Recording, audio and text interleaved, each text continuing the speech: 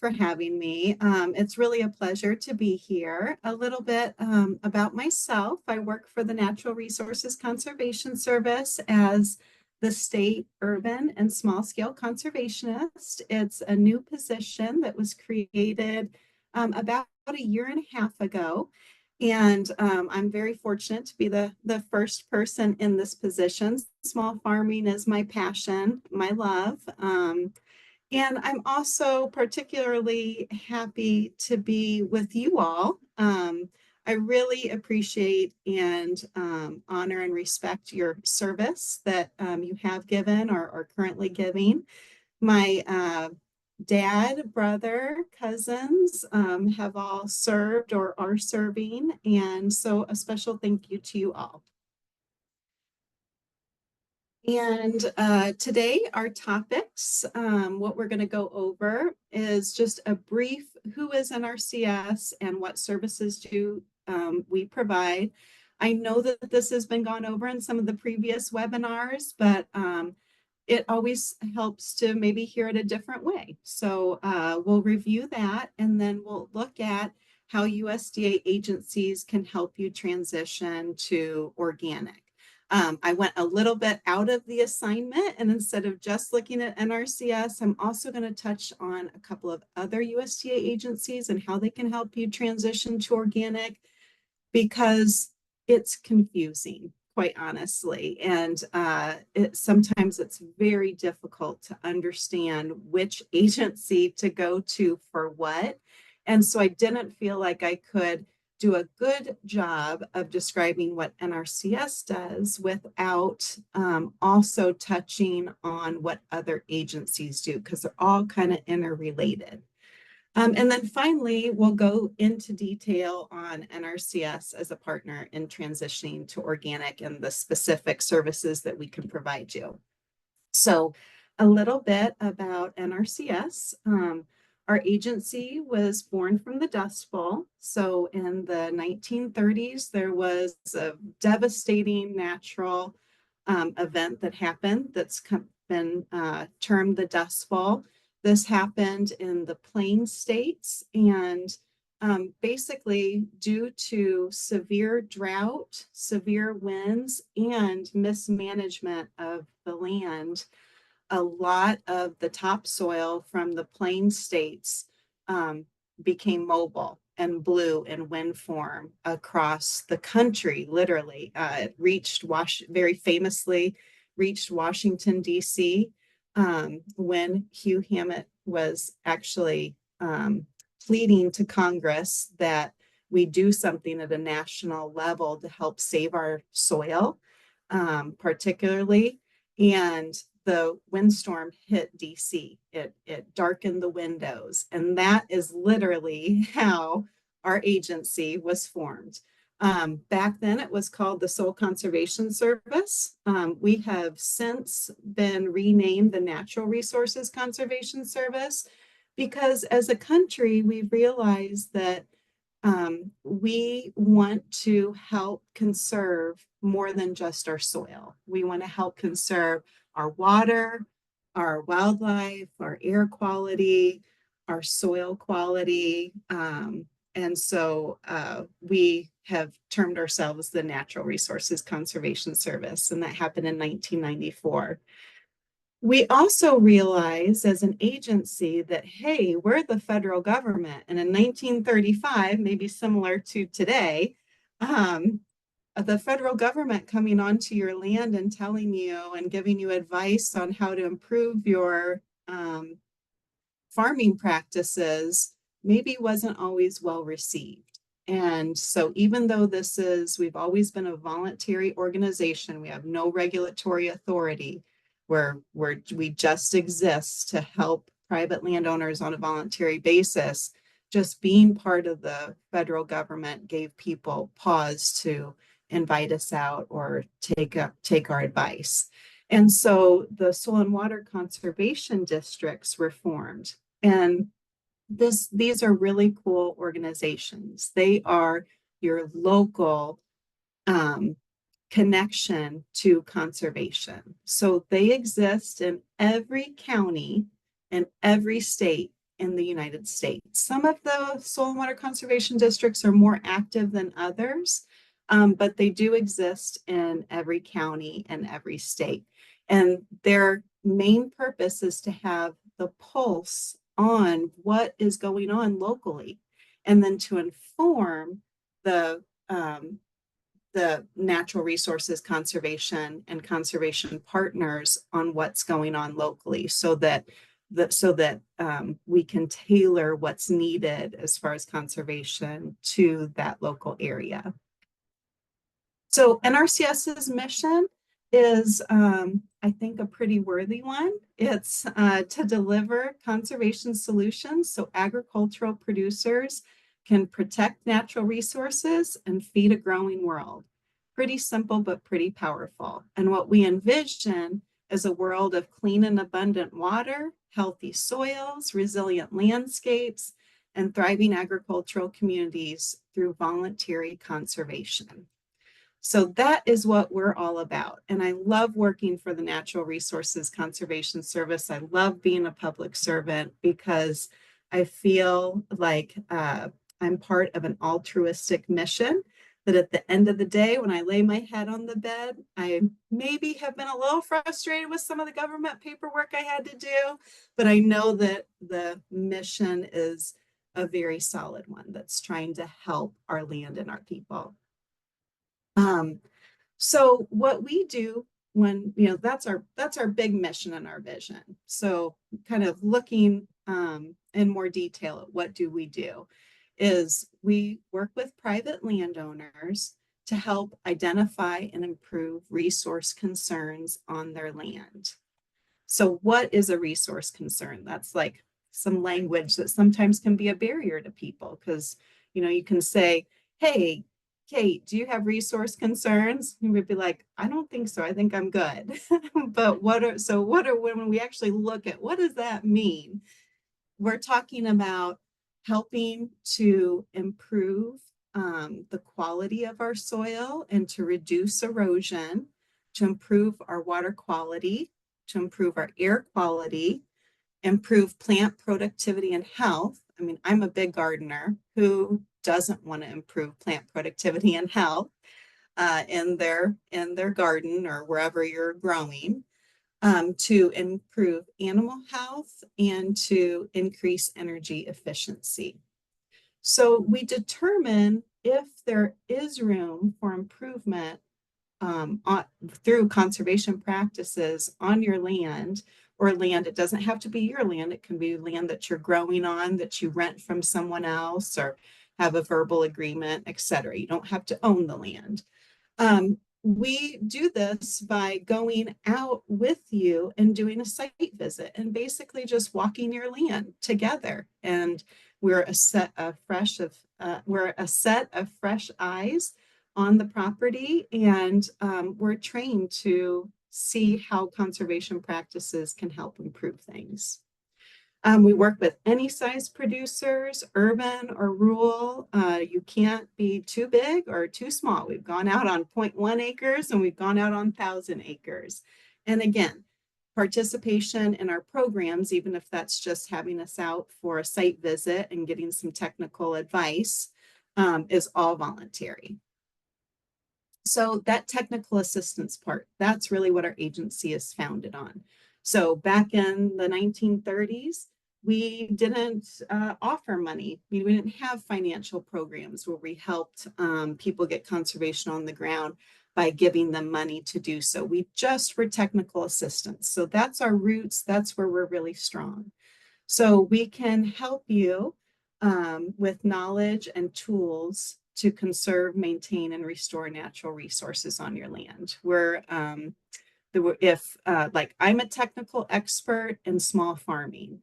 So one of my counterparts may be the technical expert in forestry. Another, like you're going to have in a couple of weeks with Brienne, she's our wildlife expert. And so there's different experts in different natural resource disciplines, but we work together to provide solid technical assistance to producers who ask for it. But we also have financial assistance, because what we've realized is there can be a real barrier to getting conservation on the ground due to financial resources. So you can want all you want to do a conservation practice, but when it comes down to it, you may not have the financial resources to do so. So we do have some programs to help with that. And we're going to come back to what that program, that main program is that helps farmers transition to organic. But before we do that, I want to just kind of take a little bit of a detour and talk about a couple of our other USDA agencies, the Agricultural Marketing Service and Farm Service Agency, and what assistance, what programs they have or how they can help you. And then we'll come back to what NRCS can do. So under USDA, we have USDA, right? And some people think of USDA as like, oh, the meat inspectors. I've been asked that a lot. Like, you know, when I say I work for USDA, it's like, oh, do you do meat inspection? It's like, oh no, there's so many different agencies within USDA. I work for the Natural Resources Conservation Service. There's also this arm called the Agricultural Marketing Service, and they're really, really important because that is where the National Organic Program is housed. So that's their program.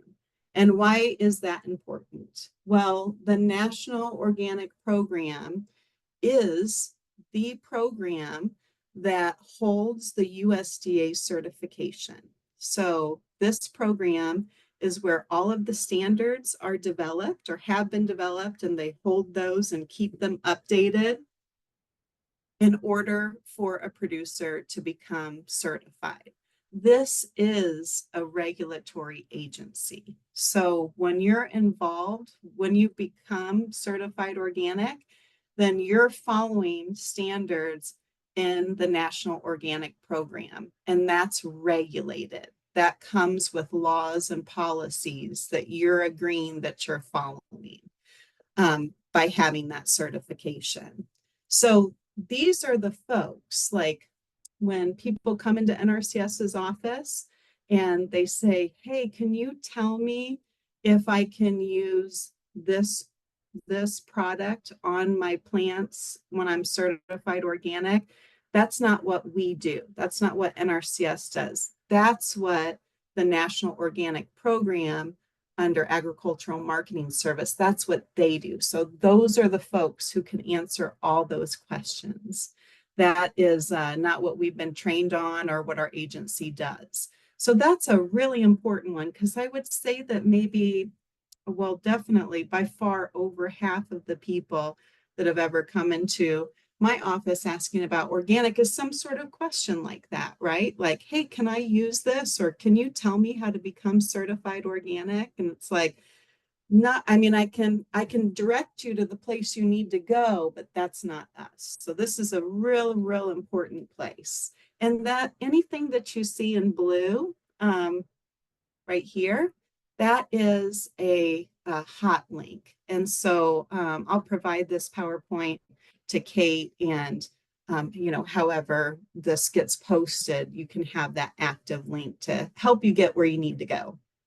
So a couple of things with being part of the National Organic Program is it takes 3 years to become qualified to be certified organic, 3 years without having put any non-approved inputs on your land. So you can have a hayfield that you don't put anything on, and you just are managing it for the vegetation that's there.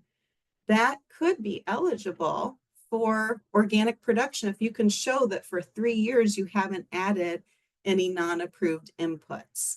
So when we say 3 years, that time starts from the last time a non-approved input has been placed on that land. There is a institute called the Organic Materials Review Institute. You'll hear that term a lot. It's called OMRI. People use that acronym a lot. And OMRI has a product list of materials that meet the standards in the National Organic Plan. So this is another really important place to go, because if you have that question like, hey, can I put 7 dust on my broccoli plants? And is that a approved product? You can go to this OMRI list and product list and look that up, and it will tell you. So in order to become certified in the National Organic Program, you have to go through a third-party certifier. So these are folks who have worked with NOP and they've become an accredited organic certifier. So they're legit. They've got the okay from NOP that they can do. They can say yay or nay. You as a producer are following what you need to do, the standards written in NOP, and you can or cannot become certified organic. So the third-party certifier, they do an initial inspection and certification with you, and then every year you have to be recertified. Okay, and you do that with your third-party certifier. So that leads us into the Farm Service Agency. So Farm Service Agency is most often, not always, but most often, it is in the same building as the Natural Resources Conservation Service. They live together. AMS is like, they have regional offices and they're in DC. So they're not an office you would walk into. FSA and NRCS are offices you can walk into. So the Farm Service Agency has this really awesome program called Organic Certification Cost Share Program. And this is the hyperlink to that program. And it's really pretty dang simple. So because with the certification, you have to initially do your certification and then a recertification on an annual basis. FSA has this OCC SP program for producers or handlers of ag products. So sometimes people don't realize that more than just a producer can be certified organic. It can be somebody who's handling products or who's processing products. If you're obtaining or renewing your USDA organic certification, then you can receive up to 75% of the cost of certification for that year and not to exceed $750. So most of the time your organic certification is going to cost more than that $750 for the initial certification. But every year after that, when you're getting recertified, it's much more cost effective, and the $750 really helps with that annual cost. A lot of times that's a barrier for people to becoming certified organic, because they're like, shoot, I only sell $1,000. Why would I spend $1,000 to get certified? So this helps with that barrier. All right, and then lastly, we'll come to NRCS, our program, and what we offer. So the main program that we have that helps with folks transition to organic is called the Environmental Quality Incentive Program, and we call that EQIP. You guys are probably used to that coming from your background. We use a lot of acronyms. I think that's kind of government wide, but I mean, we are acronym heavy. So EQIP is our main program for transitioning to organic. The intention of this program is to go back to that mission and vision of our agency, which is to improve our natural resources while we're also producing products, agricultural products. And so this is how our financial arm that helps conserve natural resources by improving resource concerns on private land. So we're making a positive. So all those resource concerns we talked about, the soil, water, plant productivity, air, etc. This is how we improve them. Um, a participant or customer, yourself, you can apply for funding for various conservation practices through an EQIP application, through putting in an application. There is a real specific process to putting in this application. It kind of goes beyond the scope of this PowerPoint, this presentation that I'm giving today. But the best thing to do is to go into your office, your local office. More than likely, you have an NRCS office in your county. They're not in every county, but they're in almost every county. If it's not in your county, there'll be one in the adjacent county to you. So to go into that office and ask them about EQIP and tell them that you're interested in a site visit, you're interested in improving the natural resources on your land, and they'll help you through that process. At the very end of the presentation, I have a link and that shows how to find where your office is. So with funding, EQIP funding, all of our funding is flat rate. And what that means is we used to do cost share, which meant like you will pay for 75% of the cost to implement this practice. You pay for 25%, give us all of your receipts. We'll calculate that out, write you a check for it, direct deposit, whatever. That's a lot of work. It's a lot of work for the producer to gather those receipts. It's a lot of work for NRCS to make sure that we get that 75% right. And so we've gone to a flat rate payment. And what that means is, say you want to do cover crops and you have 1 acre, and we're saying we'll help pay for cover crops like around, $450 per acre for those cover crops.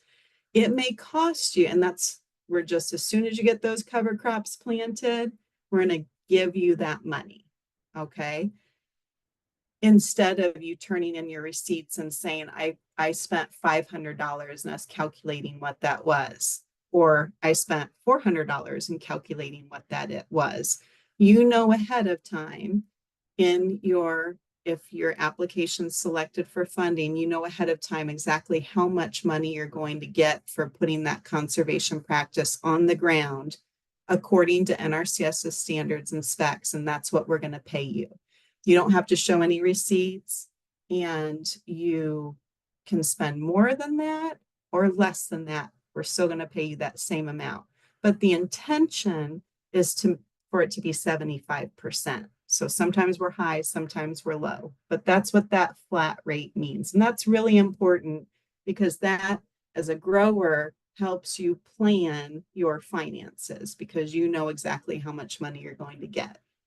Like I mentioned, all of our practices have to be met to our standards and specs. So you can say like, hey, Cara, I did cover crops and I just went out there and I threw down some buckwheat. And it's like, well, how much did you put down? Like, oh, I don't know. When did you do it? I don't know. So we have certain standards that ensure that the practice is going to be successful. So for example, for cover crops, you have to put down a certain rate of seed. You have to do it within a certain seeding window because that's when we know it's going to grow best, etc. There are different funding pools for EQIP.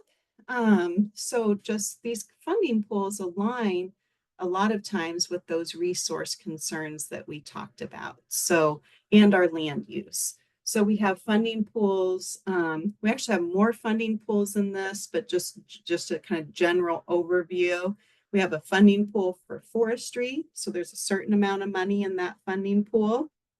There's a funding pool for cropland, one for wildlife, one for small farms and specialty crops, one for livestock, and then there's also one for organic, and there's one for historically underserved producers. So those last two are important to you all because, well, we're talking about transitioning to organic.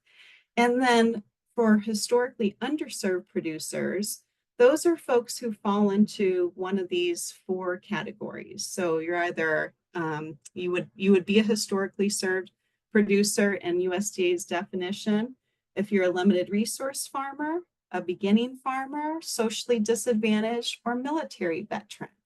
So a lot of folks on this call may fall into this military veteran category.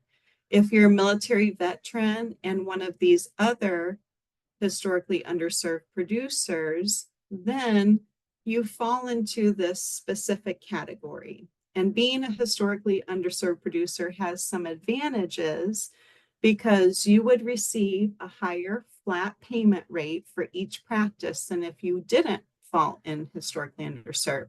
So if you remember, I said our target is 75%. With historically underserved, we pay 90% of what we expect the implementation costs to be. So you receive 15% more of a payment amount than the other categories. You're eligible for advance payments, and it's a separate funding pool. So you're competing with other people who fall into that usually smaller funding pool, aka there's less competition. Your application's more likely to get selected for funding. EQIP applications are selected for funding. It is not biased at all. It is quite the opposite. It goes by a ranking score. So we have a computer program that we plug, it's geospatial. So we plug your property into this program, and it pulls all of these databases based on where your property is located. It looks at, are there threatened and endangered species nearby? Are you in a drinking water watershed? Are you in an impaired river watershed? Where is it geographically located? The more concern there is, so the more problems there are in that area, then the higher that score will be. That's not something that you can change. That's just where your land is located. We also have national, state, and local priorities. So our priorities as a country are going to be the same no matter if you're in Indiana or Arizona.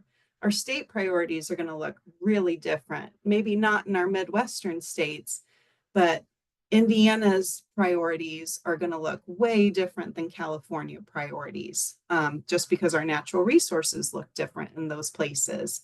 And then local priorities, and those are set at a local working group that's hosted by that Soil and Water Conservation District every year.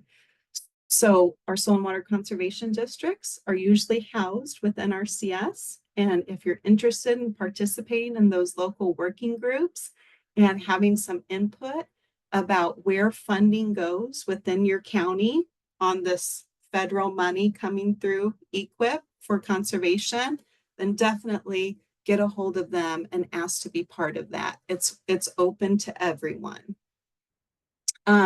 That ranking is for EQIP is based on what resource concerns are present, and then what conservation practices are you doing to improve those resource concerns. And then if your application is selected for funding is also based on how much money did Indiana as a state receive. If we received a ton of money, well, then we have a lot of money to share with people. If we received a little bit of money, then we probably are going to have more requests than we have money to give out. And also those ranking pools, how many other people are in that ranking pool. It is a competitive process, which is important to understand because it means that not everybody is always going to get selected for funding. In the National Organic Plan, every operation that is becoming certified or is transitioning to certification has to have an organic system plan.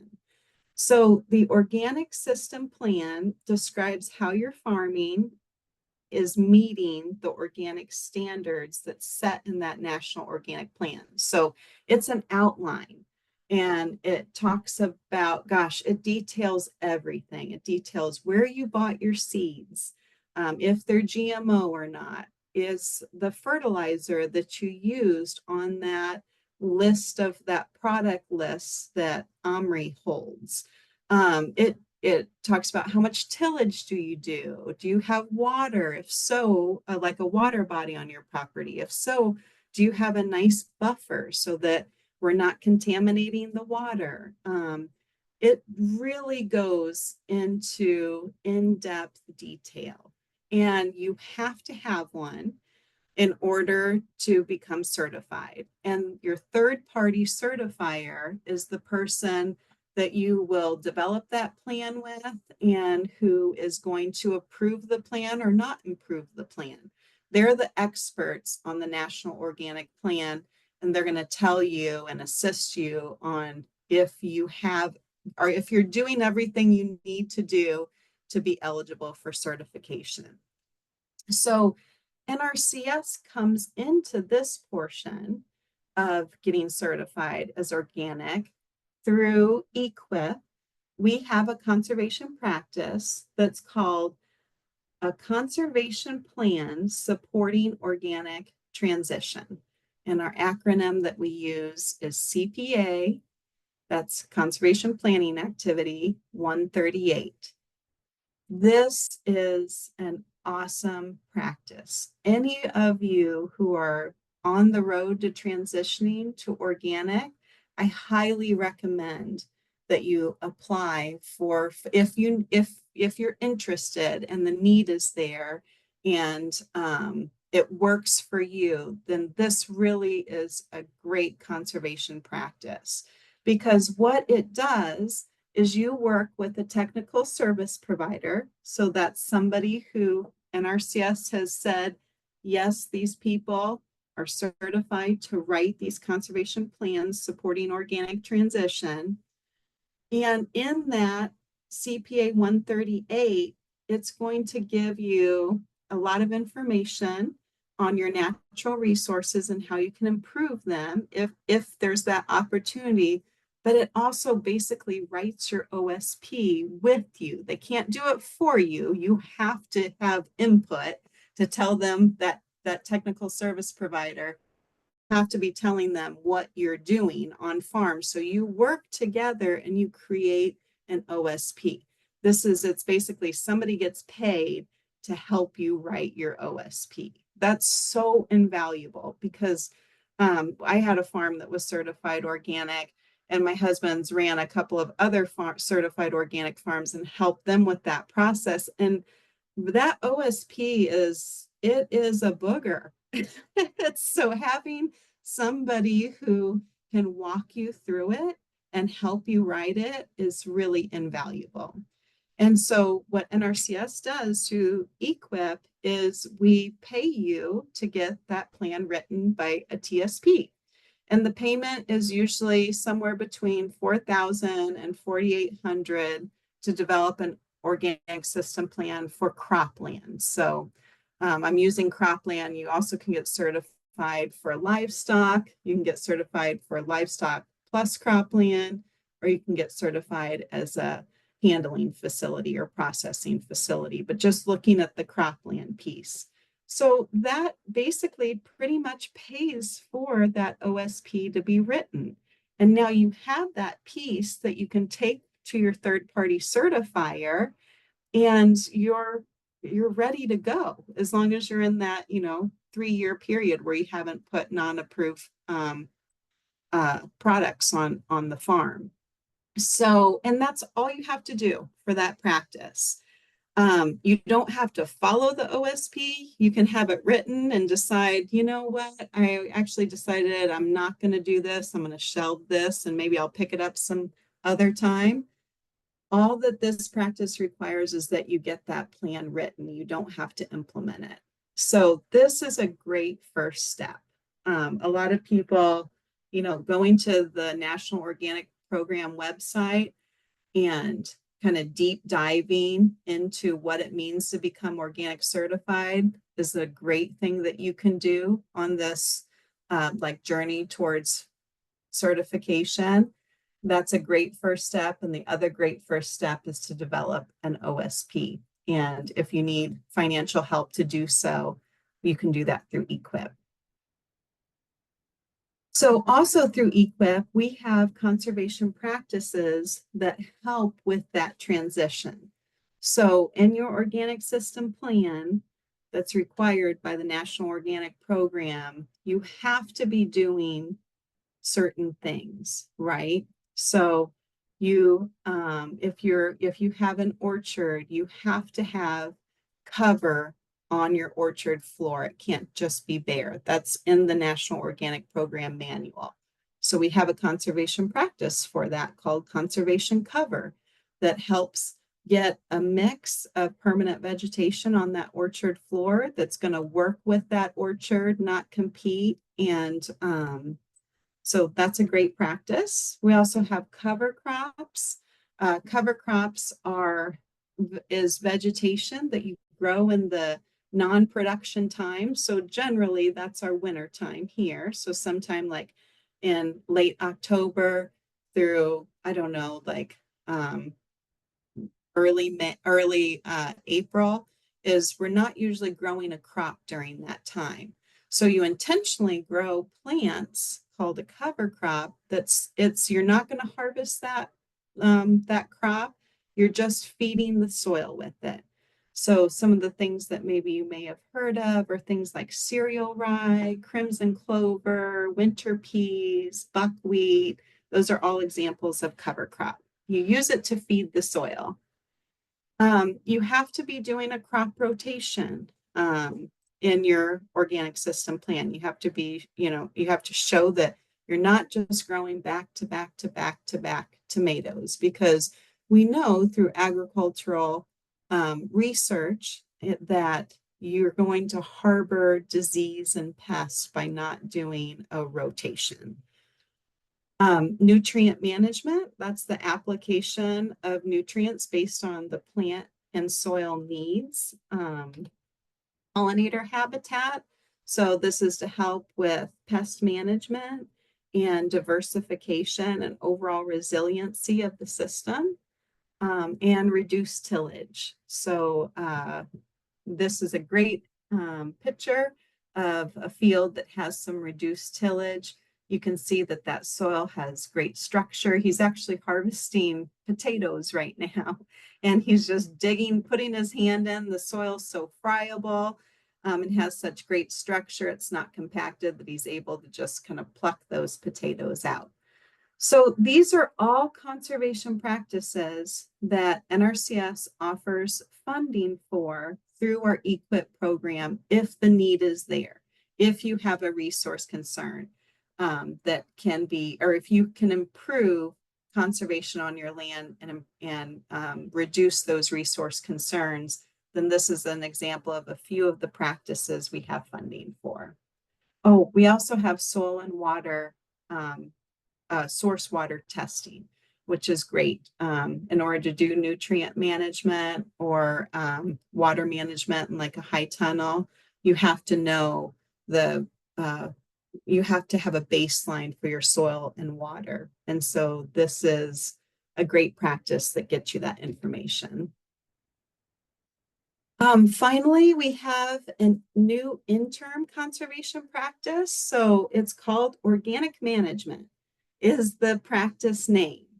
And I have to be honest, in Indiana, we're still kind of figuring out this practice. So we have conservation practices that are permanent practices. So they've been studied, they've been reviewed in states and at a national level.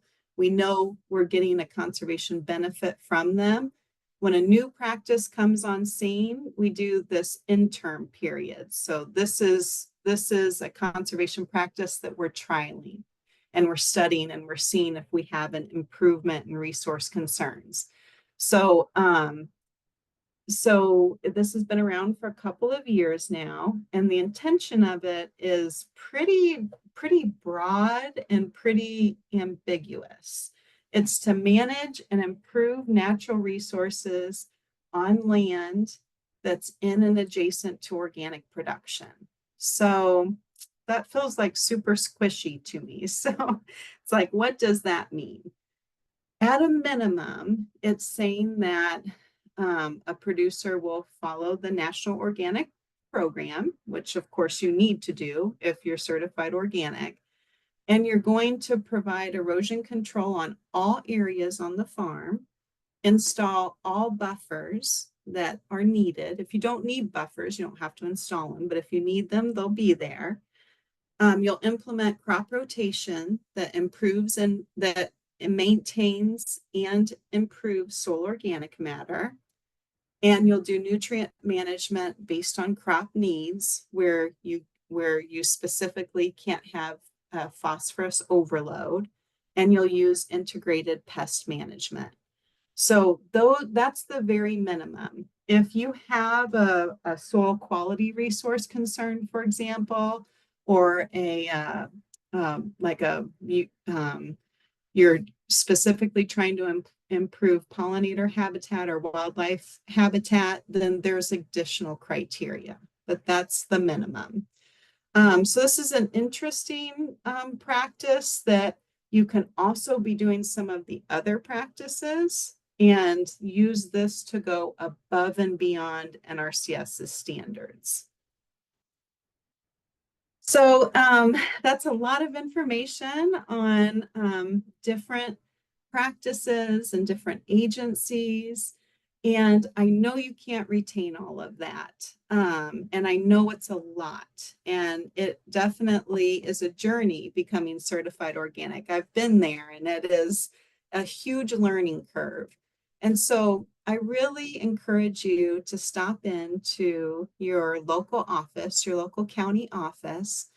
You can find where your nearest USDA service center is here at this link, and it'll bring up this page, find your local service center. This is a nationwide search. So you just bring up your state, your county, press search, and it'll show you where your Farm Service Agency offices, your Natural Resource Conservation Services, and your Rural Development offices as well, because sometimes that's coupled in there, but there's just a few of those throughout the state. I can assure you that when you go into an NRCS office, everything is voluntary. You're just gathering information. And so I know it can be a little intimidating to meet new people, to ask for help. But that is what we're here for. And so please stop in, and you can always contact me if you need some help with, making that bridge, making that connection. I am the organic point contact for the state for small scale folks. If you're a large scale producer, that's my counterpart, Tony Bailey. He's a state agronomist. But if you're small scale, then I can help get you where you need to go. And I really appreciate everyone's time. I let Kate know earlier that I'm not good at monitoring the chat as we go. So no worries. That was great. That was a lot of really good information. I do have a question for you, since you've done this for a while and that you have experience with farming. But what's one or two things that you've seen a couple times that kind of holds people back from this process? Like, is there sort of a common misconception with the fees or cost or paperwork, or what kind of is something that you would kind of just advise our beginning farmers and ranchers to consider before they get started? That's a great question. And I would say for all of my friends and customers that I've worked with, producers that I've worked with, and myself, is the biggest barrier is the huge amount of information that you need to really be aware of and informed of and read through in order to go through the process.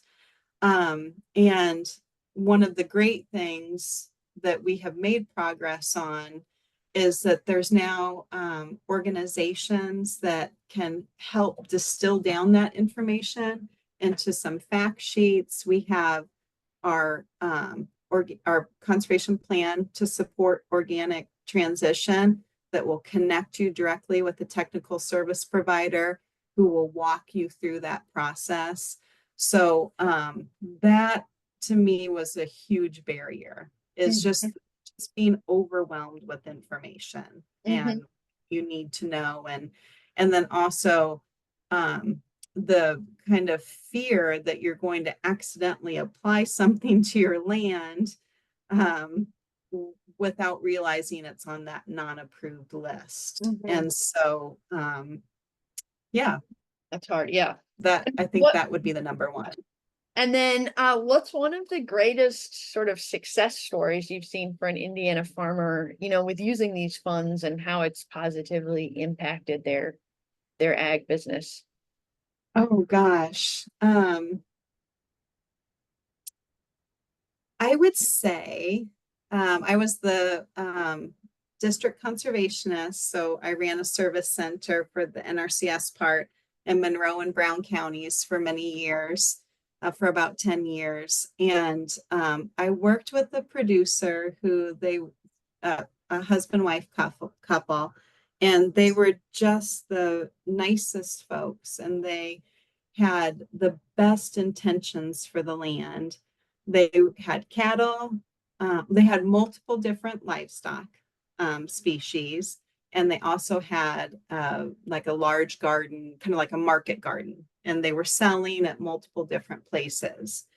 And they at one point just realized, like, our place looks terrible. I mean, it was really a visual. It was like our animals are standing in mud, our soil's washing away. All of a sudden, things aren't growing as well. We're not getting the production we wanted.